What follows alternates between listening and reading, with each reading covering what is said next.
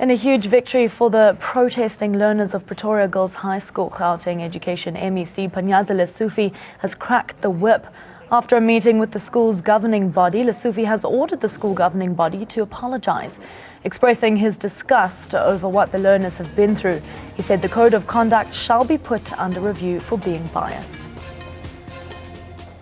I'm officially appointing an independent investigation body to investigate all the allegations leveled against certain educators, events of the 26th and the 27th, and then all issues that learners felt that border on racism and other related matters. But I'm giving this committee 21 days to conclude their business and provide a preliminary report, and on the basis of the findings of that report, I will discuss them with the SGB and agree on the way forward. It will be a proper advice for the SGB to consider extending an unqualified apology for all the events that have occurred in this school, both to learners, parents, and the broader community and society of South Africa. Because what has happened in this school and the allegations that have been leveled against this school has affected our country. That we're advising the SGB to immediately tender that apology. The element of the code of conduct that deals specifically with hairstyle, that clause will be suspended immediately, and that there will be no learner that will be victimized purely because of their hairstyle, until the school governing body have finalized a new code of conduct. Our ANN7 reporter Tisetso joins us live from Pretoria. Very good morning to you. Can you update us on the situation today? Any class disruptions as of yet? Good morning, Lauren, and good morning to all our viewers at home.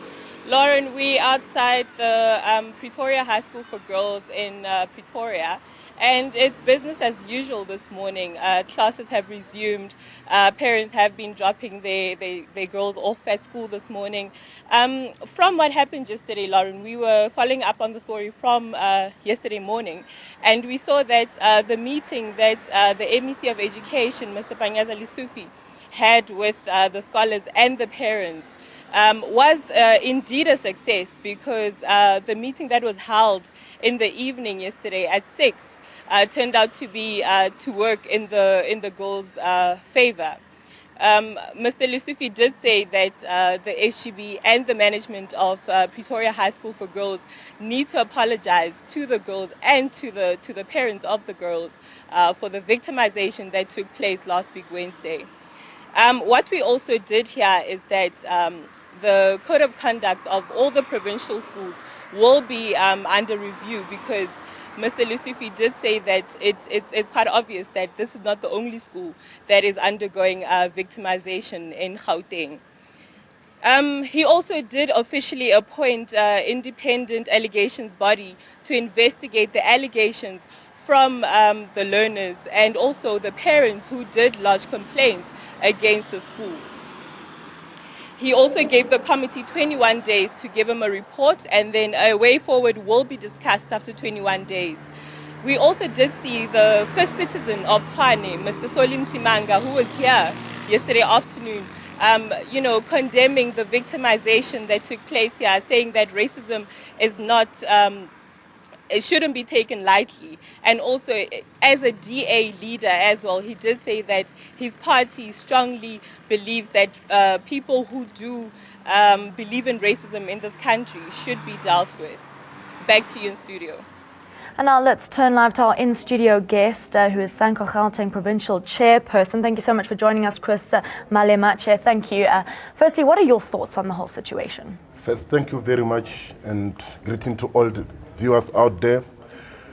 Let me start by saying, as the South African National Civic Organization in Gauteng, we would like to really appreciate the good work done by the MEC for being so strong, going there, confronting the situation at early stage. But we have got a very serious concern that At this stage, it is not good to mention that they must come and give an apology. We are saying the proposed committee there need to be given a free space to conduct its own work before we say as a blanket statement, then the SGB must give an apology. Because we believe that they are the main culprit into the whole thing. There's no way that you be elected to deal with the code of conduct, then you don't see in a sentence that it has got the element of racism. Then from there you say, no, you are not guilty. We are saying with that aspect, we feel that if the SGB still continue without being suspended, allowing the committee to work, we are not going to get what we intend to achieve. Coming to the matter on its own, we are saying it was very unfortunate that after 22 years in democracy, we still find the acts of racism, the acts of division, because on its own, it tells that a black child must grow up knowing that a white child is superior to a black child. Such thing must be investigated. And in these cases, as Sanko, we are saying, not only the SGB are at wrong. Where are the IDSO? Where's the district there? Before we say no, only the SGB.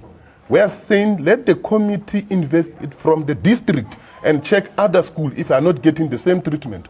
And we are saying it's very wrong that we give these people a blanket to become the SGB members, then there's no proper workshop. So they understand that they are the custodian beneficiary in terms of ensuring that they are drafting the code of conduct which is aligned with the SAS, South African Schools Act, which must also be aligned with the Constitution of the Republic of South Africa.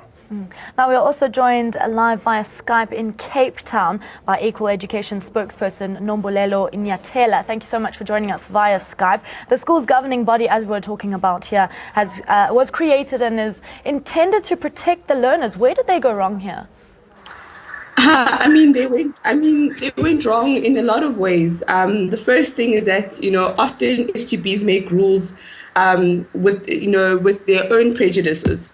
So they think that this hair is untidy, is unkept, and then they make it a code of conduct, not understanding that that is discriminatory, that is unconstitutional, and therefore unlawful.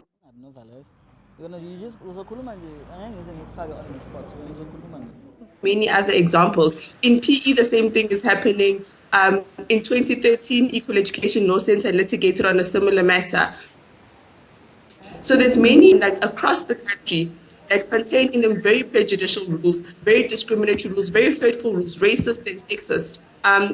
But districts are supposed to overlook these codes of conduct. Districts are supposed to look at the codes of conduct of all schools. And if districts really scrutinize them, I think we wouldn't be in this matter. So there's definitely a need for districts to scrutinize all codes of conduct in all schools so that, we don't find ourselves in this situation again. Our two guests obviously sharing the same sentiment there with regards to district. Are learners too afraid to approach these school governing bodies, over their concerns? Is this what we saw happening here? I think that we always have to go back to that body as one that's very important in schools. School governing bodies are legislated and they play a very important role. And so we don't want to say, because some SGBs have done something wrong, then that, SGBs are bad. I think we must approach the SGBs. They must be engaged and they must do the right thing. SGBs are very important in schools. And they must make those rules, but, they must not make them discriminatory. This hair issue is one of them, but sometimes they can make rules like pregnant girls shouldn't come to school or, children with Rastafari hair shouldn't come to school, and further go on and take it to the extreme and say learners can't write exams, learners shouldn't be in school, kick learners out of schools. They have to be engaged. Obviously, the fact that they don't know is not an excuse. SGBs have to go through some sort of training. I think it's a lengthy process, but we have to look at the underlying issues. There's a bigger issue here is that SGBs are not doing what they should be doing, or they don't know that what they're doing is wrong. So there's a bigger issue here. Back to our live guest in studio. In your professional opinion, why has this been around for so long, and why is it only being addressed now? That is the problem we have in South Africa. People do choose to sit with a problem and wait for a certain time, which I can say is the dying time, to come with the issue. I think this should have been picked up if perhaps the district itself has done its work. That immediately after the inception of the SGB, they have a program to take the SGBs into workshops. From there, they be sure that really the SGB, they understand their role of sitting down and draft the code of conduct. And the other thing that must come in here, we must know what is SGB. SGB is not about parents component alone. It also includes the learners component. Learners must be able to pick up and say, this kind of conduct, we don't think it is within our rights. And the very same SGB, when they draft this conduct, it must not be necessarily for the sake of pushing. It must be driven, taken to the IDSO, who will sit with the district, then they scrutinize it and be sure and say, we approved it. Because in many cases, it is driven then for the sake of report, then the submit is done.